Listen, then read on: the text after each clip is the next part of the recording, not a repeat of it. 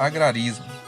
O termo agrarismo vem sendo usado tanto para mencionar mobilizações de camponeses orientadas para a conquista da terra, quanto para aludir a interpelações desses contingentes sociais por publicistas e grupos partidários que se reivindicam protagonistas em mudanças gerais na sociedade. Como movimentos camponeses, fala-se dos agrarismos decisivos nas revoluções históricas, como na Rússia, no México, de Emiliano Zapata e na China, assim como dos agrarismos dos comunistas brasileiros e das ligas camponesas de Francisco Julião, significativos no Brasil de meados da década de 1950 até 1964. No tempo mais contemporâneo, ganharam notoriedade os chamados agrarismos de fim de século, como o movimento do Sem Terra, MST, brasileiro, e o mais exemplar deles, os insurretos de Chiapas, no México, da década de 1990, liderados pelo Exército Zapatista de Libertação Nacional. O marxismo político fundado, aspirando converter em socialismo as revoluções burguesas europeias do 800, representa o melhor emblema da interpelação revolucionária daquelas classes agrárias.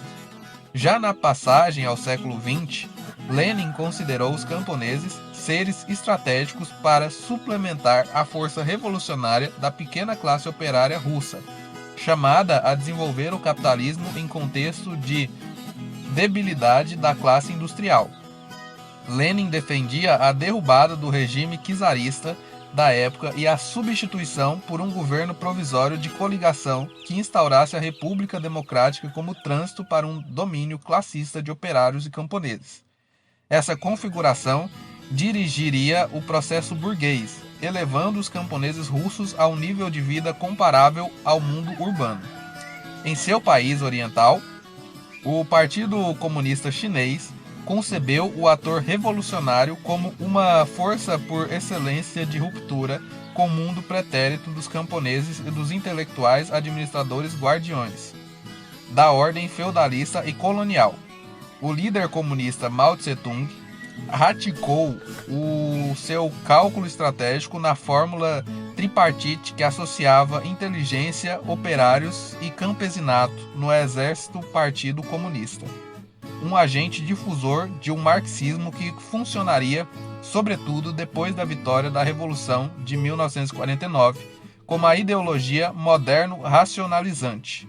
Nessas duas acepções, também se poderia falar dos agrarismos brasileiros das décadas de 1950 e 60. O de tipo camponês, liderado por Francisco Julião, se desenvolveu inicialmente como um movimento pela terra, tendo experimentado uma interpelação revolucionária naqueles primeiros anos de 1960, quando, por influxo da Revolução Cubana, sua liderança procurou converter as ligas camponesas em um partido agrário radical. Antecedendo as ligas, o agrarismo do partido, do PCB, exibiu traços campesinistas. Em anos de Guerra Fria, os comunistas haviam se envolvido com ações pela terra, algumas radicais em vários pontos do país. A partir do começo da década de 1950, eles abandonaram a tese do protagonismo camponês desestabilizador de ordem e evoluíram para um sindicalismo. Já são notáveis os resultados em 1954, quando um número apreciável de sindicatos e outras entidades estruturaram a União de Lavradores e Trabalhadores Agrícolas do Brasil. Desde o suicídio de Getúlio, notadamente desde 1958, passaram a redimensionar a questão agrária e camponesa com base na sua nova política, de coligação pluriclassista e democrática, apostando na democratização política e num avanço reformista gradual do país, sem prévia vitória da Revolução.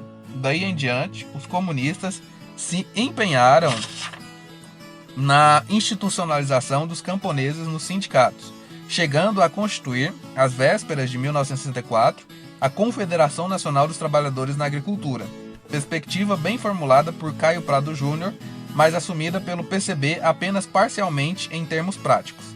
Nas duas últimas décadas do século XX, conheceu-se no Brasil uma nova interpelação que organizaria o movimento do Sem Terra. Para muitos, Com as ocupações de terra, o MST centralizou a oposição aos governos de Fernando Henrique Cardoso e veio a incendiar a imaginação de áreas de esquerda, alimentando, juntamente com o neozapatismo mexicano, uma nova utopia campesina como resistência à globalização. Essa interpelação dos camponeses nasceu na igreja em 1975, quando, para denunciar o regime militar, os bispos brasileiros buscaram valores na expiação das classes agraristas sofredoras do pós-64. Essa nova data ao polo teve na ensaística de José de Souza Martins um construto que veio reivindicar para o campesinato caráter de ser de exclusão e de grupo insubmisso, chamado a romper o pacto político da ordem oligárquica à hora da transição democrática do início de 1980.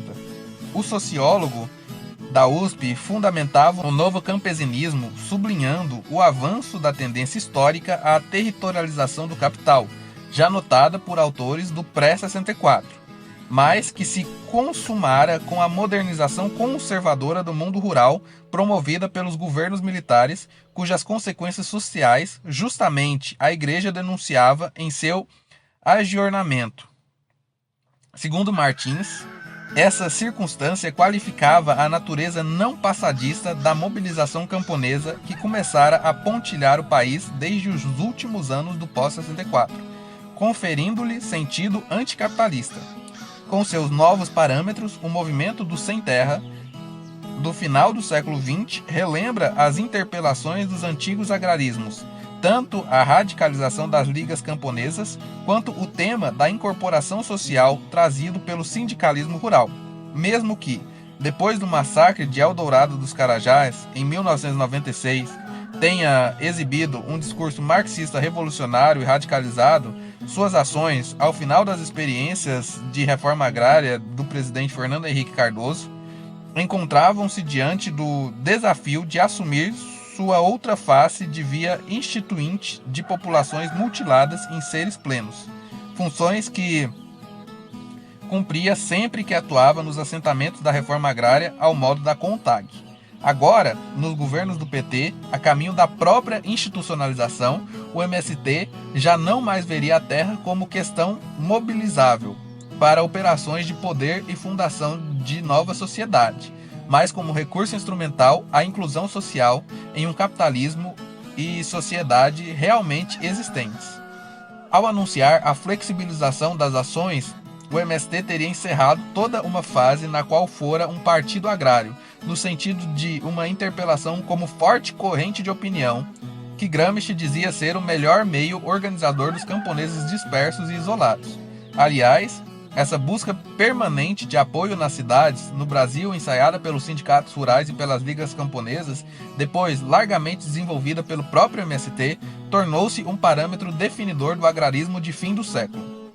Para perfilar esse novo tipo de movimento social, foram profundamente significativos os emblemas trazidos pelo Exército Zapatista de Libertação Nacional. A marcha pacífica dos seus guerrilheiros em março de 2001, de Chiapas até a sede do governo federal, nas palavras de seus comandantes ditas no Zócalo, praça central da cidade do México, representava a vitória final do exército sem armas.